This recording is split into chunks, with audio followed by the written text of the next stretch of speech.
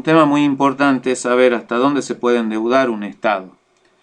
Y es así que vamos a reconocer algunas consideraciones a ese límite. Existen límites legales. Primeramente, recordemos cuando vimos el presupuesto público, una gestión, una administración no puede endeudarse caprichosamente, tiene que tener una autorización del Congreso en el caso del Estado Nacional. Entonces ahí ya reconocemos un límite legal. Si el Estado está autorizado a pedir 10.000 millones de dólares, bueno, ahí ya fijamos un límite. Podrá pedir menos, pero no más, sin antes pedir una ampliación de esta autorización. También uno ve, referido a esto, la capacidad de corto plazo, que es justamente el permiso que se ha incorporado al presupuesto público.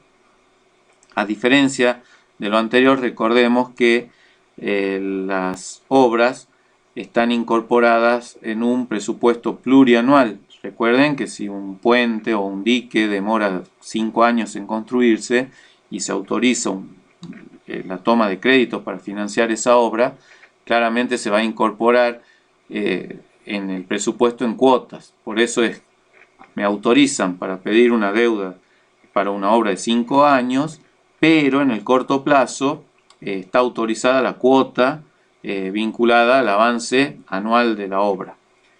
Cuando hablamos de generación de divisas, un límite para endeudarnos externamente es justamente qué capacidad tenemos después para poder generar y girar las divisas que hemos comprometido. Entonces, en un país donde tienen un déficit de cuenta corriente, o sea, gastamos más divisas de las que generamos, claramente nos está fijando una limitación de la deuda externa. Uno diría, bueno, justamente pido deuda externa para poder financiar las divisas que me faltan. Pero ¿qué capacidad tenemos para generar en el futuro la cantidad de moneda suficiente como para equilibrar nuestras cuentas externas y además devolver todo lo que estamos pidiendo? Entonces ahí ya se va fijando un límite técnico, decir, bueno, no podemos seguir endeudándonos, tenemos que hacer un ajuste externo y bueno, ahí ya hemos fijado un límite fáctico del endeudamiento. Otra consideración es el porcentaje de la deuda o el peso de la deuda respecto al PBI. Esto refiere a un concepto parecido al de solvencia, es decir, de la riqueza que genera un Estado. ¿Es suficiente como para cumplir con la deuda? Bueno, un emparejamiento de decir, bueno, Argentina debe el 50% de un PBI anual. Bueno, ahí nos da la idea de que primeramente necesitaríamos medio año de generación de riqueza, o es lo que hemos comprometido, para poder cumplir en el futuro con todos los pagos derivados de la deuda. Y también nos da una pauta de la incidencia por periodos. ¿Esto qué significa? De los pagos de este año, ¿cuántos representan en porcentaje del PBI? Entonces podemos haber tenido comprometido el 10% de la nueva riqueza solamente para cumplir con la deuda pública. Otro criterio es el del riesgo país. El riesgo país es un indicador que mide el riesgo de tomar deuda en el mercado. Es como nos consideran los acreedores como país cumplidor o no. En la medida que nos vean riesgosos, el riesgo país es más alto. Y cuando el riesgo país es muy alto, implica una tasa de interés muy alta y ya nos va fijando una limitación. Es decir, bueno, tampoco nos podemos endeudar a una tasa impagable. Entonces, a mayor riesgo país, menos capacidad de endeudamiento tiene un Estado. Y la capacidad de refinanciación también es muy importante porque muchas veces un país cumple, un país es solvente, pero el mercado no es propicio, el momento del mercado no es propicio para que nos sigan prestando para dar cumplimiento. ¿Por qué? Porque no todos los estados pagan las obligaciones, sino que las refinancian. Entonces, cuando hay un mercado normal y un estado tiene que pagar 1.000 millones de dólares, ni se preocupa. ¿Por qué? Porque los refinancia, solicita otra fuente de financiamiento, esos 1.000 millones o a la misma, y con eso lo que hace es prorrogar el cumplimiento. Ahora, cuando de pronto 1.000 millones no es una cifra importante, pero no se puede refinanciar, sí o sí tenemos que conseguir los recursos para pagarlo. Y bueno, ahí se ve que si no tenemos la capacidad de generarlos, nuevamente hemos fijado un límite al endeudamiento. El riesgo país es un indicador que vincula el costo financiero de un país cualquiera, pensemos en Argentina, en una deuda nominada en dólares, y compara con el país emisor de la moneda, que en este caso claramente es Estados Unidos. Entonces, veamos el ejemplo. Si Estados Unidos consigue una deuda en dólares a 10 años a una tasa del 2% y Argentina por un crédito equivalente en la misma moneda tiene que pagar un 10%, el riesgo país se mide en los puntos básicos que diferencian el costo de Argentina con el de Estados Unidos. Puntos básicos sería multiplicarlos por 100, en vez de hablar del 10% hablamos de 1000 puntos. Y Estados Unidos en vez del 2% serían 200 puntos. Si nos fijamos la diferencia, Argentina paga 800 puntos más que Estados Unidos por una deuda similar a 10 años. Entonces se determina un riesgo país de 800 puntos. ¿Por qué se considera Estados Unidos el riesgo cero en este caso? Porque tiene la capacidad de emitir la moneda que necesita para pagar. Entonces, si nosotros no le queremos seguir prestando a Estados Unidos, y Estados Unidos tiene una deuda en dólares con nosotros, directamente tiene la posibilidad de emitir moneda y cancelar sus obligaciones. Argentina, en una deuda en dólares, no tiene la capacidad de poder emitir dólares. Entonces tenemos que conseguir los dólares, ya sea con transacciones con el resto del mundo o pidiendo prestado justamente estas divisas. Esto del riesgo país da lugar a una paradoja a la tasa de interés. Si ustedes recuerdan, el modelo macroeconómico que determina la relación entre la tasa de interés y el ingreso neto de capitales, ¿qué nos dice? Que un país cuando llama divisas eleva su tasa interna de interés y eso hace que los especuladores que quieren conseguir un mayor rendimiento de su capital ingresen divisas en nuestro país. Ahora, cuando la tasa disminuye, existe una salida de capitales porque deja de ser más conveniente, entonces el ingreso neto de capitales disminuye. Entonces, decíamos, subimos la tasa, ingresan más capitales, y bajamos la tasa, salen capitales, pero justamente vinculado a lo que vimos hace un momento del riesgo país, si la tasa es muy alta, y uno dirá, bueno, con esto llamamos mucho capital porque vienen a ganar mucha plata en Argentina, en rigor lo que se está traduciendo es una situación de altísima especulación financiera y solamente entran capitales especulativos de corto plazo para aprovechar un pequeño momento estas tasas e irse rápido. ¿Por qué? Porque da una percepción de insolvencia. Alguien que se endeuda a cualquier tasa es alguien que no tiene crédito público. Es alguien que no tiene la confianza de los mercados. Si por el contrario confían mucho en nosotros, no nos van a cobrar tanta tasa. Entonces, cuando el riesgo país se dispara, en definitiva, cuando la tasa de interés que convalida un Estado es muy alta, no genera ingresos de capitales. Al contrario, puede ser que provoque una corrida y que todos los que estén posicionados en activos de este país se quieran ir lo más rápido posible, previendo un incumplimiento por el lado de la deuda. La deuda, algunos la condenan como diciendo endeudarse es algo malo, pero no es más que una herramienta financiera.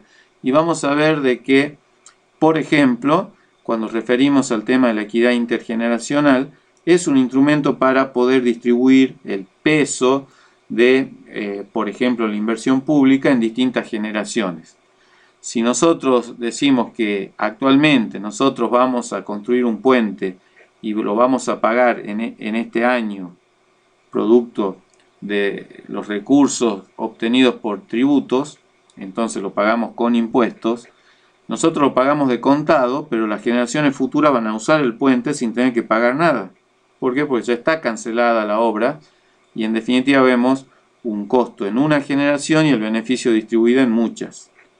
Ahora, también podríamos decir, no queremos pagar nuevos impuestos, así que hemos conseguido un crédito a 30 años y entonces hacemos el puente y que lo pague la generación que esté dentro de 30 años. Entonces acá, ¿qué hacemos? Nosotros nos hemos liberado del costo, pero ya estamos apropiándonos del beneficio de esta obra. Mientras que las generaciones futuras se van a beneficiar seguramente en algo del puente, pero van a tener que pagar por todo el puente, inclusive por lo que hemos aprovechado las generaciones anteriores. Entonces la deuda sirve para emparejar el costo y el beneficio. Entonces, si el puente va a durar 30 años y pedimos un préstamo a 30 años con cuotas anuales y decidimos pagar esas cuotas con nuevos impuestos, vamos a ver que por cada año que lo usamos pagamos el equivalente al costo incurrido por ese año. Entonces hemos logrado generar un mecanismo equitativo entre las distintas generaciones. El mantenimiento de la deuda genera costos. ¿Por qué?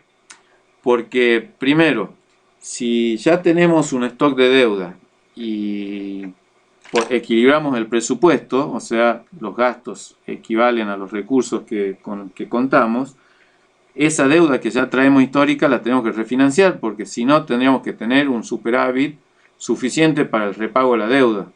Entonces, equilibrar las cuentas públicas no implica que podamos cancelar la deuda. A lo sumo, hará que la mantengamos. Entonces, un país que tiene déficit fiscal, ya de entrada sabe que tiene que recurrir constantemente al endeudamiento porque gasta más de lo que tiene. Una posibilidad para salir de la deuda es monetizar la deuda. ¿Qué significa? Emitimos pesos y pagamos la deuda con nueva emisión, pero sabemos que la consecuencia es una presión inflacionaria y una persistente pérdida del poder adquisitivo de la moneda por esta misma inflación, que comparada con las monedas de otros países generan una devaluación del signo monetario local. Ahora, supongamos que podemos refinanciarla. Refinanciarla implica, además de la tasa de interés, un costo de gestión y renovación. Existen comisiones para los bancos de inversión que participan en estos mercados. Entonces, no solo la tasa es lo que incide como costo, sino que también esta gestión. Es por eso que algunos países, sobre todo de lo que hemos hablado recién, sabiendo que hay un stock de inversión pública que la aprovechan todas las generaciones futuras, bueno, lo que hacen es tener un sistema de deuda perpetua. Es una deuda que lo único que busca es generar el costo financiero del uso de todos estos recursos que han sido aplicados en la inversión pública, pero no está pensado en devolver el capital, porque el capital está emparejado a ese stock de inversión que tenemos. A ver si se entiende de esta manera. Si tenemos 10.000 millones de dólares en infraestructura pública y ha sido financiado por deuda, pero la idea es seguir realizando obras, no se busca devolver los 10.000 millones de dólares, sino que esa deuda se mantenga en el tiempo y cumplir con los intereses que saldrán de los impuestos de cada generación cada año. Y de esta manera, esos 10.000 millones van girando financieramente y permiten seguir sosteniendo ese stock de inversión pública. Porque si nos pusiéramos a devolver estos 10.000 millones, deberíamos hacer un ajuste en las cuentas públicas, en muchos casos sería hacer menos obras. En definitiva, el concepto de deuda perpetua está orientado a financiar ese stock de capital que es permanente, que no va a desaparecer porque constantemente el Estado, ya sea que mejora o hace nuevas obras públicas, lo sigue manteniendo. En definitiva, el concepto de tener una deuda que nunca se paga es porque existe un stock de inversión pública que siempre se mantiene. Ahora hay una situación de qué pasa cuando un Estado no cumple con sus obligaciones. Hay un concepto que lamentablemente en Argentina lo escuchamos muchas veces, que es el default, que sería el incumplimiento de las obligaciones del Estado. Existen distintas formas de default. El primero es cuando declaramos una moratoria unilateral, o sea, el Estado dice que no va a pagar y eso implicaría justamente esta situación de incumplimiento. Pero a veces existen default técnicos, que es cuando el Estado cambia las condiciones de emisión y perjudica a los acreedores. Supongamos que tengamos una deuda que se ajusta por inflación y el Estado decide no reconocer ese índice o utilizar otro índice. Bueno, en definitiva, los acreedores van a decir que Argentina no está cumpliendo con las condiciones de emisión y nos declaran en default hasta que nosotros negociemos y nos pongamos de acuerdo con los acreedores. Y justamente cuando uno habla de renegociar la deuda es importante considerar algunas cláusulas.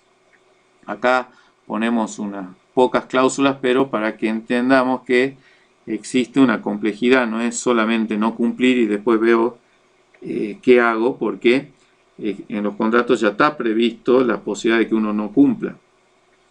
Cuando hablamos de cláusula colectiva, esta es una cláusula a favor del deudor, porque si recuerdan o tienen referencia, cuando Argentina incumplió en el pasado y después ofrecía una negociación para ver si le daban una quita, una espera o una reducción en los intereses, algunos directamente decían no te voy a dar nada, yo tengo un derecho y lo voy a judicializar. Nosotros acá lo nombrábamos despectivamente como los buitres, los fondos buitres, que lo único que buscaban era un juicio y sabiendo que en algún momento el Estado va a tener que cumplir con alguna sentencia que va a ser a favor de los acreedores.